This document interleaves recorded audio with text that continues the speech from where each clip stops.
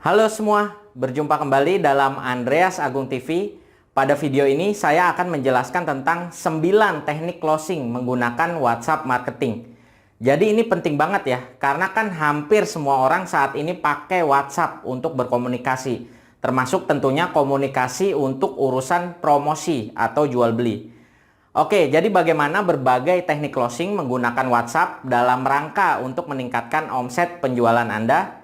Tanpa berlama-lama, simak berikut ini.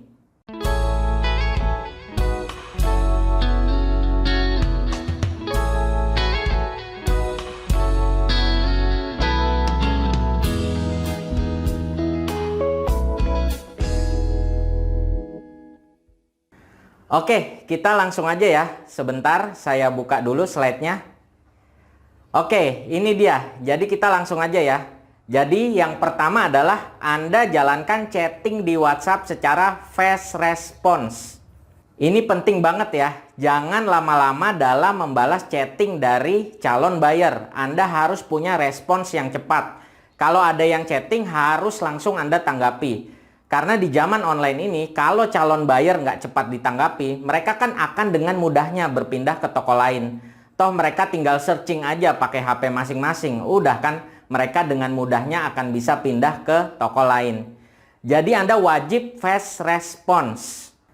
Kalaupun misalnya ada sesuatu yang harus Anda pikirin dulu, ya Anda harus sampaikan itu. Misalnya, mohon tunggu sebentar ya Kak, nanti akan saya kabari lagi secepatnya. Nah kemudian Anda cari jawabannya, lalu Anda yang harus segera duluan mengabari lagi. Jadi Anda tidak menggantung orang lain tanpa kabar, seperti itu. Jadi itu ya, poin yang pertama, Anda harus fast response. Oke, kemudian yang kedua, ini juga penting banget ya. Anda harus memegang kendali percakapan di WhatsApp. Nah, ini maksudnya gimana? Caranya gimana? Jadi gini maksudnya, Anda sebagai penjual harus di pihak yang mengajukan pertanyaan. Jadi jangan cuma pasif, sekedar menjawab aja pertanyaannya calon buyer. Namun Andalah yang harus di pihak yang mengajukan pertanyaan. Karena orang yang mengajukan pertanyaan adalah orang yang memegang kendali sebuah percakapan. Begitu ya. Misalnya ada calon buyer yang nanya ya, lalu kemudian Anda jawab kan. Lalu dia nanya lagi, lalu Anda jawab lagi. Jadi di sini Anda fokusnya cuma menjawab aja. Kalau begini terus, lama-lama yang akan terjadi ya hanya hening aja. Begitu ya, nggak ada kelanjutannya dan tidak diarahkan. Ini namanya Anda tidak memegang kendali sebuah percakapan. Sebagai penjual harusnya Andalah yang memegang kendali percakapan. Andalah yang harus mengajukan pertanyaan. Jadi kalau ada calon buyer yang nanya, tentu Anda jawab. Tapi langsung harus Anda tanya balik lagi. Misalnya, ada yang bisa kami bantu Kak? Atau, jadi kakak mau beli produk yang mana ya? Atau, jadi kakak mau pilih yang warna merah atau warna biru? Dan semacamnya. Jadi pastikan Andalah yang memegang kendali sebuah percakapan. Dengan cara Andalah yang mengajukan pertanyaan.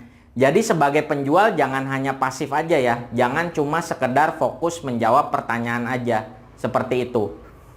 Oke, kemudian yang ketiga. Sebagai seller atau penjual dalam percakapan Anda, gunakanlah teknik scarcity dan urgency.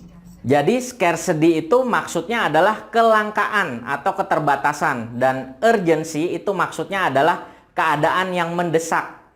Jadi misalnya Anda bilang ke si calon buyer bahwa diskonnya hanya berlaku untuk hari ini aja. Besok harga udah naik. Atau misalnya ongkir gratis hanya berlaku untuk hari ini aja. Besok ongkir sudah harga normal lagi. Dan semacamnya. Jadi intinya Anda ciptakanlah suatu kondisi yang langka dan mendesak bagi si calon buyer. Sehingga tujuannya adalah tentunya agar si calon buyer bisa lebih cepat dalam mengambil keputusan pembelian. Dia bisa lebih cepat melakukan transfer pembelian ke Anda. Seperti itu. Nah kemudian yang keempat. Ini juga sangat penting dan jangan sampai dilakukan oleh para penjual manapun. Yaitu Anda jangan pernah tanya, jadi beli nggak?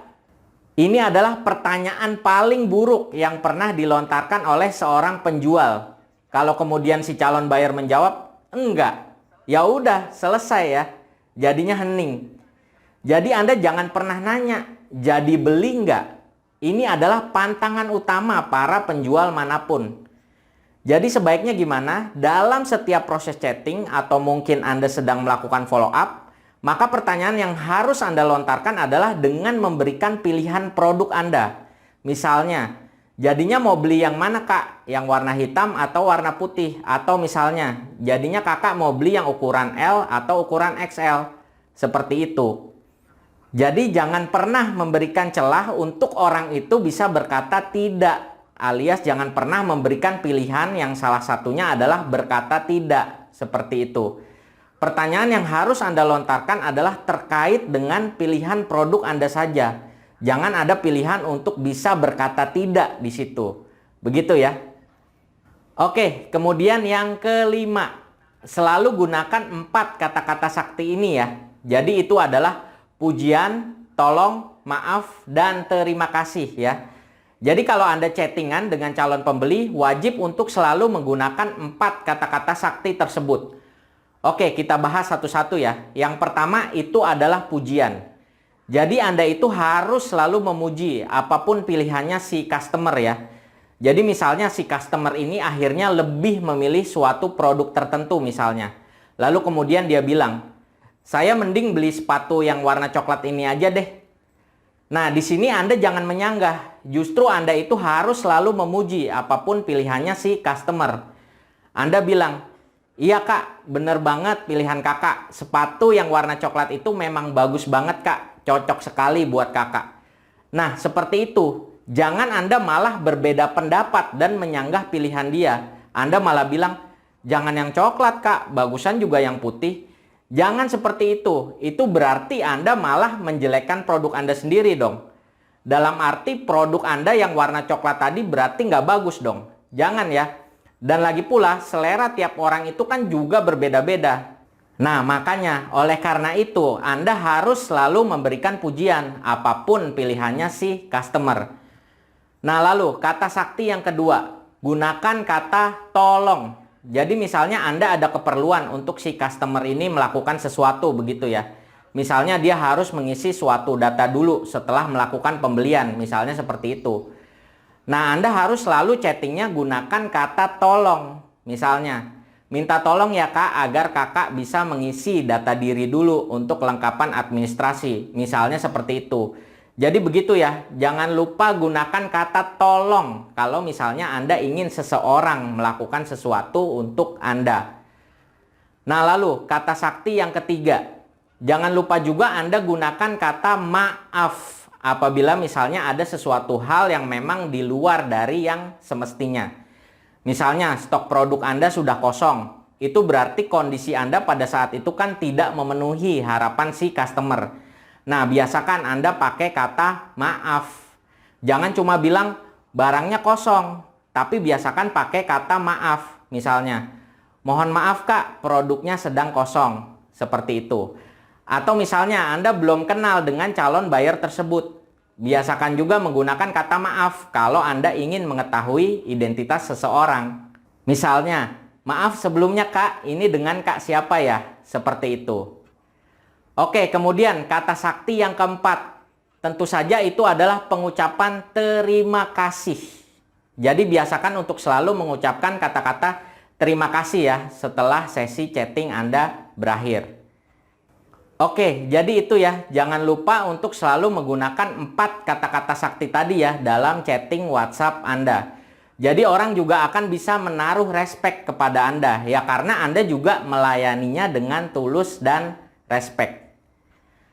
Oke, kemudian yang keenam, gunakan teknik cross-selling. Cross-selling ini maksudnya adalah Anda selalu merekomendasikan produk tambahannya. Jadi misalnya ada yang membeli kamera di toko online Anda. Nah, Anda jangan sekedar begitu aja. Anda harus tawarkan juga produk tambahannya. Misalnya, Anda tawarkan juga stand atau tripodnya, ekstra lensanya, tasnya, mikrofonnya, dan lain-lain. Jadi dengan teknik cross-selling seperti ini, Anda akan bisa menambah tingkat penjualan produk Anda. Yang mana itu berarti akan menambah omset Anda. Oke, lanjut. Untuk poin yang ketujuh. Jadi selain cross selling tadi, Anda juga perlu melakukan yang namanya teknik upselling. Upselling ini maksudnya adalah Anda merekomendasikan produk lainnya yang memiliki fungsi serupa, namun dengan harga yang lebih tinggi karena memiliki value atau manfaat yang lebih. Contoh, misalnya ada yang ingin membeli kamera tipe yang X misalnya.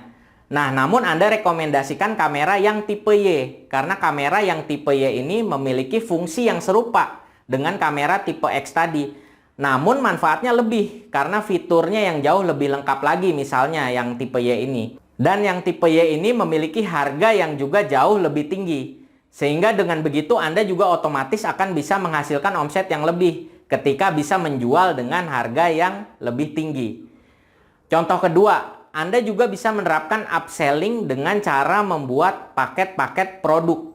Jadi misalnya Anda membuat suatu paket produk, misalnya menjual suatu kamera paket A, yang mana paket tersebut sudah plus tripodnya atau sudah termasuk tasnya misalnya. Dengan demikian Anda bisa menjualnya dengan harga yang lebih tinggi karena kan Anda sudah memberikan manfaat atau value yang lebih. Dan sekaligus juga item-item produk yang bisa keluar juga jadinya bisa lebih banyak. Jadi seperti itu ya mengenai cross-selling dan juga upselling. Oke, lanjut. Kemudian poin yang ke-8. Anda sesekali bisa berikan juga hadiah kejutan ya. Nah ini, orang-orang kan paling suka ya kalau diberikan hadiah-hadiah kejutan begitu ya. Misalnya untuk customer yang udah cukup sering beli ke Anda atau untuk pelanggan lama Anda misalnya. Nah itu bagus untuk sesekali Anda berikan hadiah kejutan. Misalnya dia beli satu lalu Anda gratiskan satu, misalnya begitu.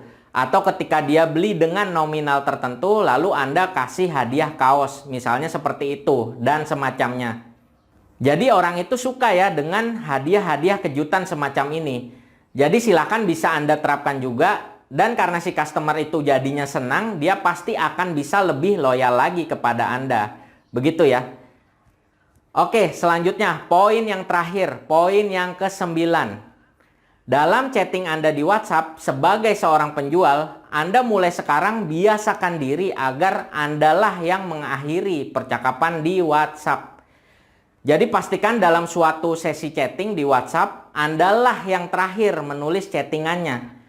Karena orang yang paling terakhir menutup sebuah percakapan, itu pertanda dialah yang menguasai dan memegang kendali percakapan tersebut.